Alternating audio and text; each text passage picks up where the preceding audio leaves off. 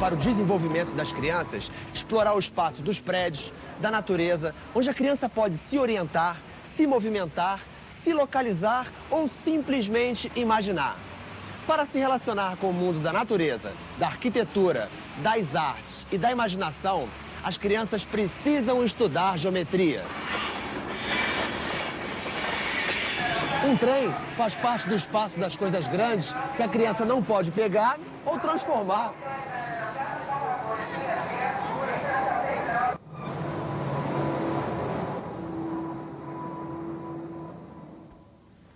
Mas ela pode representar aquilo que ela vê no espaço e que está ao alcance de suas mãos. Então, para você organizar melhor as atividades de geometria na sua classe, lembre-se de considerar os diversos contextos em que a geometria pode ser explorada e os vários tipos de espaço que as crianças usam. Numa primeira abordagem, podemos pensar nesses dois espaços da criança, os das coisas grandes e o espaço que está ao alcance de suas mãos.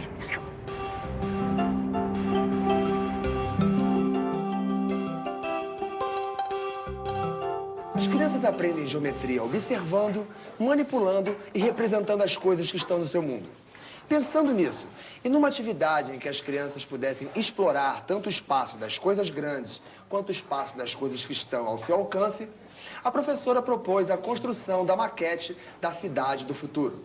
Durante uma semana, as crianças coletaram caixas de produtos e formatos diferentes. E no dia combinado, a aula começou com uma discussão sobre as características das caixas coletadas. Cada grupo de alunos selecionou naturalmente as caixas de acordo com o que observou, seguindo algum critério estabelecido em conjunto. Aqui estão apenas as caixas e embalagens que não rolam. Tem o grupo das pequenas, tem o grupo das médias e o grupo das grandes. Essas são as caixas e embalagens que rolam e também que foram separadas entre grandes, médias e pequenas. Depois de observar, manipular e discutir sobre as caixas, por sugestão da professora, passaram a explorar caixas de creme dental. Organizados em duplas, os alunos discutiram e registraram as coisas que iam descobrindo sobre as caixas. É comprida. Esse lado é igual a esse lado. E esse lado é igual a esse lado. Tem 8 bicos. 1, 2, 3, 4, 5, 6, 7, 8. Tem 6 lados. 1, 2, 3, 4, 5, 6. Ih, minha caixa desmontou. Ótimo! Vamos aproveitar agora o que aconteceu com a caixa da Geórgia e cada dupla vai abrir a sua caixa, tentando não rasgar, tá? A professora, que tinha planejado explorar a planificação das caixas, aproveitou o momento e propôs que todos desmontassem as caixas sem rasgá-las. Eu vou dar para cada dupla agora uma folha de cartolina. Vocês vão fazer o contorno da caixa, desenhando com a caneta ou com o lápis. E depois a gente vai recortar. Depois que todo mundo olhou bem como eram as caixas planificadas, a professora pediu que copiassem esse molde numa cartolina para recortar e finalmente construir novas caixas.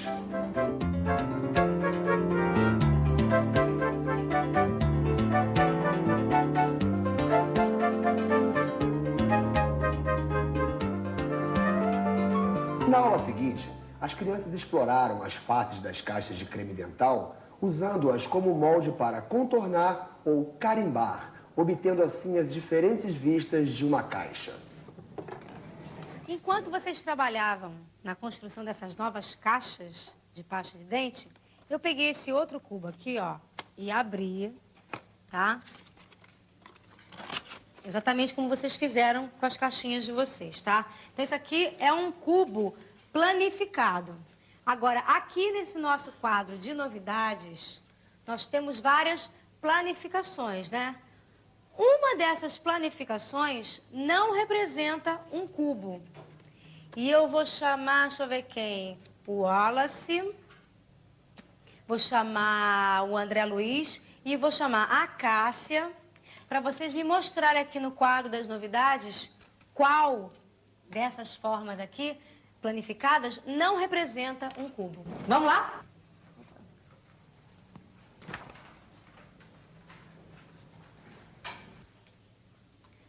Observa. Depois dessa aula, as crianças já sabem montar e desmontar caixas em formato de bloco retangular. Inclusive o cubo, que já foi estudado de vários modos nesse painel. Aí surge uma pergunta. Qual dessas figuras não representa um cubo desmontado? Essa aí? Por quê? Porque se fechar todo ele, vai sobrar essa ponta aqui. Bacana. Você conseguiu imaginar isso aqui se fechando como a gente fez com isso aqui? Depois de identificadas as planificações do cubo, a professora solicitou que as crianças pintassem da mesma cor os quadradinhos que representam faces paralelas depois que o cubo está montado. Essa atividade, além de divertir, desenvolve o pensamento visual, pois as crianças têm que identificar as faces paralelas do cubo só imaginando. Não podem montar o cubo antes de pintar. Depois de reconhecer, manipular e imaginar as formas de diversas caixas, agora eles estão usando as caixas para construir a maquete da cidade do futuro. E aí, vale a criatividade de cada um.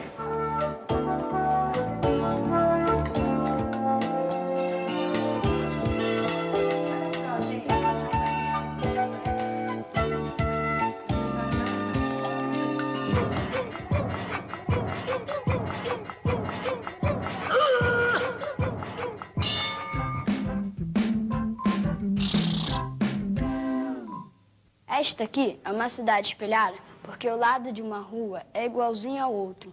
Após a construção da maquete, a professora pediu que os alunos fizessem um mapa, ou a planta da cidade do futuro. Aí foi preciso muita observação e papel para desenhar. Mas o resultado ficou bem interessante.